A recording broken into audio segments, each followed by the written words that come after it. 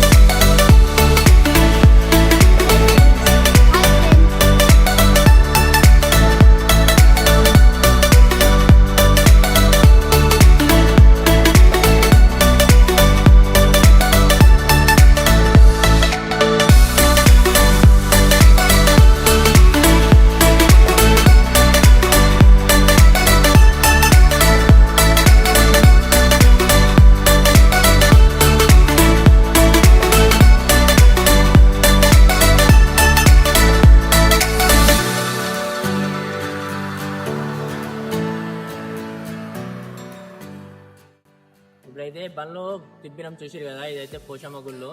ఇక్కడనైతే ప్రచారం వచ్చేసి బండ్లు అయితే దింపుతాం 5 సుట్లు. ఇప్పుడు కూడా తింపినాం చూసిరు కదా. ఇంతటితో ఇప్పుడైతే అయిపోయింది ఇక. ఇప్పుడైతే ఇంటికి వెళ్తాము, అన్ని గుళ్ళు అయిపోయినాయి ఇక.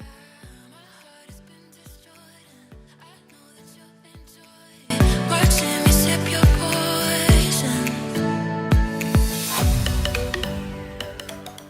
Hello guys, welcome back to my YouTube channel Anji Yadav moto vlogs. ఈ రోజు అయితే దసరాది ఆయుధ పూజ అయితే చేపించినాం మన బండ్లన్నిట్లకు.